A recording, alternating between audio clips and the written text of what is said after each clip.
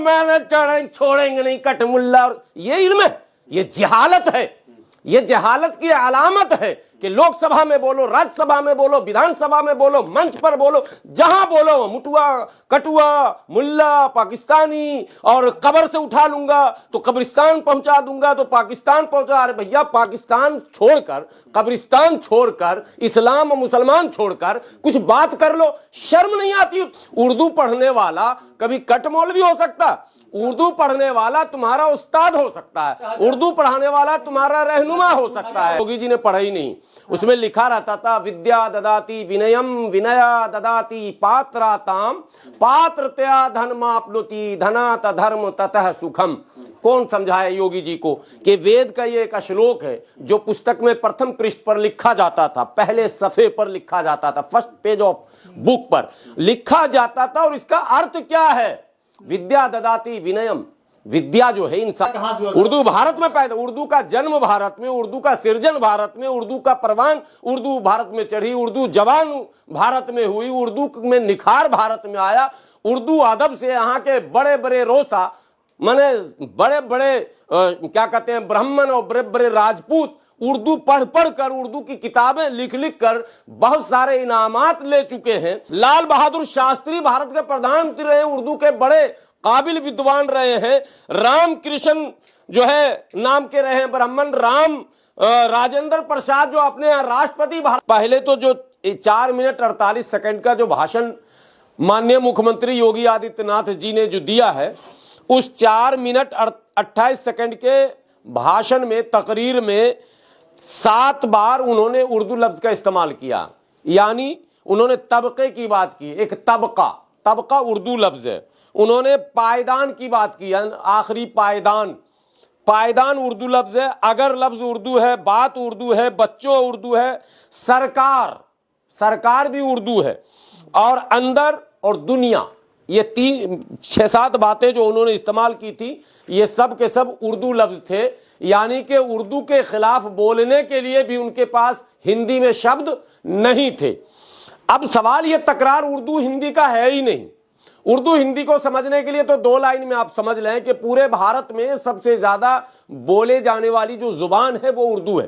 पूरे भारत में सबसे ज्यादा लोग जो बोलते हैं वो उर्दू बोलते हैं। यहां तक के जो कथित तौर पर अपने आप को हिंदू नेता आजकल नए आए हैं, हिंदू नेता, भारत के नेता नहीं, हिंदू नेता कथित तौर पर जो कहते हैं, और जबरन जो उर्दू और इस्लाम और मुसलमान को जोड़कर उसकी दुश्मनी का बाज़ाब्ता ऐलान करते हुए जो मीडिया से मुखातब होते हैं, वो नेता भी 50% से ज्यादा उर्दू लफ्जों का इस्तेमाल करते हैं। उनके पास कोई दूसरा मुतबादिल नहीं है, कोई विकल्प नहीं है, कोई इसका सब्स्टिट्यूट उन्होंने नहीं तैयार किया और कर भी नहीं सकते।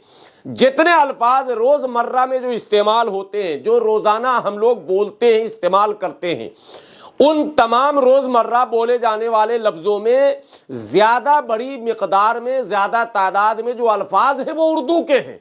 और उर्दू के बगैर कोई तकरीर, कोई भाषण, कोई लेक्चर मुकम्मल नहीं हो सकता। अब एक बात और अहम बता दूं आपको, वो ये कि जिस हिंदी को वो अपने स्वाभिमान से जोड़ते हैं और बोलते हैं राजभाषा है, उस शुद्ध हिंदी में वार्तालाप करने वालों की संख्या पूरे भारत में बमुश्किल 2 से 3% है जो शुद्ध हिंदी में वार्तालाप कर सके, उसमें मिश्रण न हो, उसमें कोई दूसरी जुबान जो है शामिल न किया जा सके।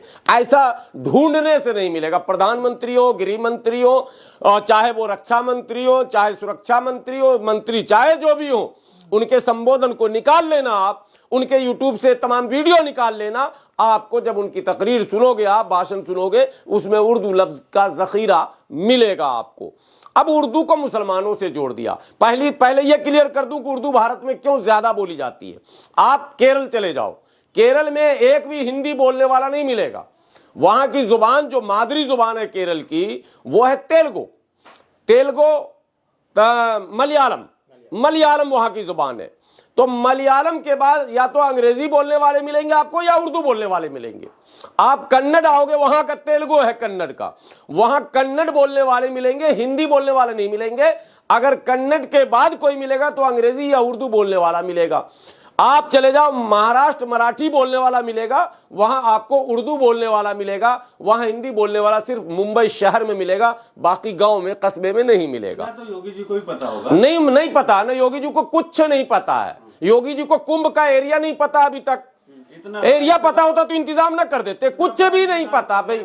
अब क्या कीजिएगा, धर्म का मसला, कोई भी कुछ बन सकता है। मुल्ला है तो कह दिया तो क्या हुआ? नहीं वो भी, मैं वहां भी आ रहा हूँ, मैं वहां आ रहा हूँ जल्दी। तो दोनों भाई भाई नहीं आ रहा हूँ, मैं वहां आ रहा हूँ।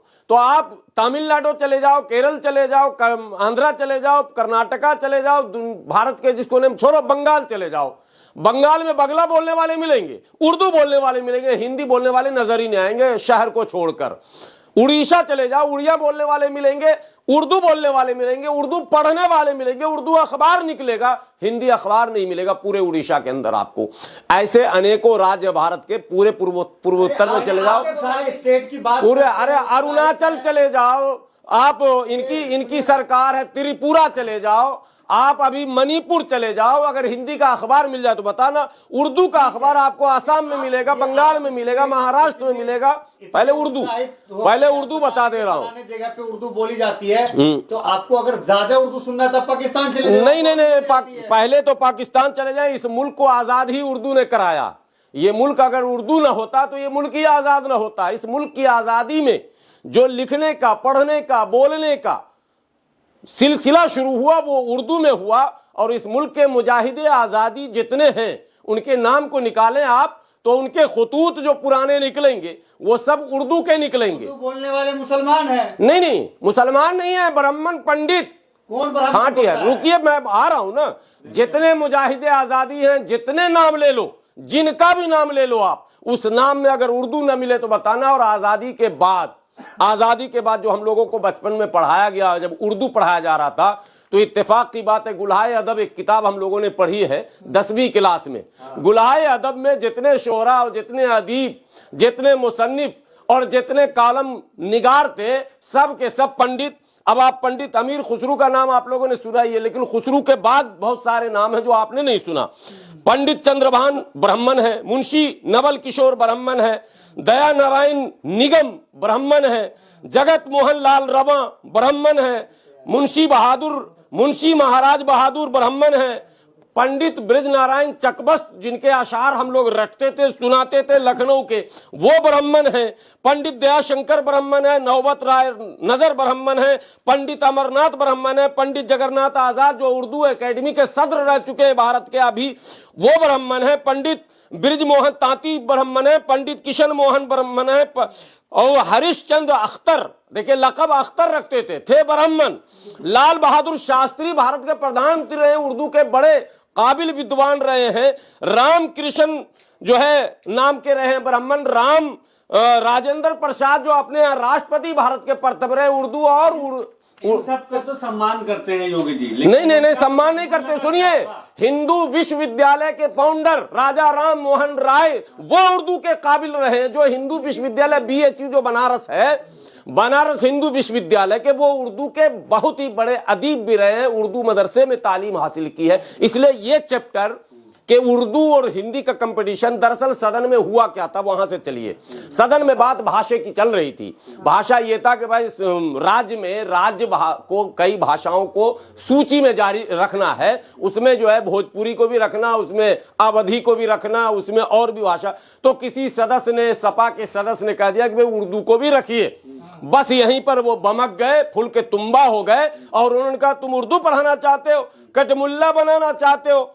अब ये बताएं, ये इतने मुजाहिदे आजादी, स्वतंत्रता सेनानी जो उर्दू के काबिल कलमकार भी थे, तब मुसन्निफ भी थे, गजलगो भी थे, और मैंने सारी खुसूसियात थी, तो वो कठमुल्ला थे क्या? और जितने ब्राह्मणों का नाम मैंने गिनाया वो कठमुल्ला थे क्या? पहले तो कठमुल्ला शब्द की परिभाषा, उसका डिफिनेशन आना चाहिए सामने कि योगी आदित्यनाथ जी को पता नहीं है कठमुल्ला किसको कहते हैं। हम लोग बिहार के हैं, को पता है। हम लोग बिहार में किसी को नहीं पता। भाजपा भारतीय जाहिल पार्टी है, बात समझिए। नया नाम लेके जाइएगा, भारतीय जाहिल पार्टी, BJP, भारतीय जाहिल पार्टी। इसमें जाहिलों का इतना बड़ा खजाना है। मैं बिहार से आता हूं। बिहार में हम लोग के यहाँ शादी ब्याह में एक नाच होता था, कटघोड़ा।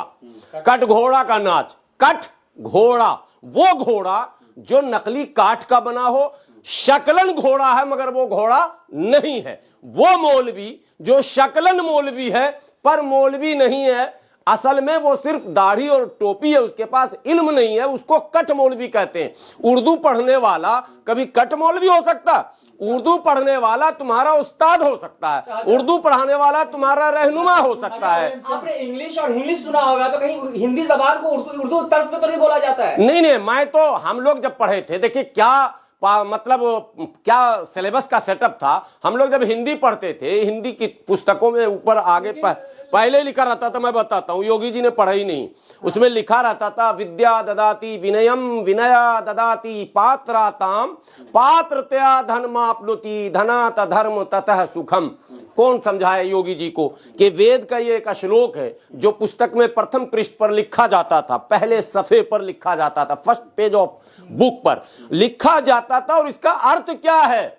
विद्या ददाति विनयम, विद्या जो है इंसान को, इल्म जो है इंसान को विनम्र बनाता, शालीन बनाता। मुसलमान को मैंने छोड़ेंगे नहीं, कट मुल्ला, और ये इल्म है, ये जहालत है।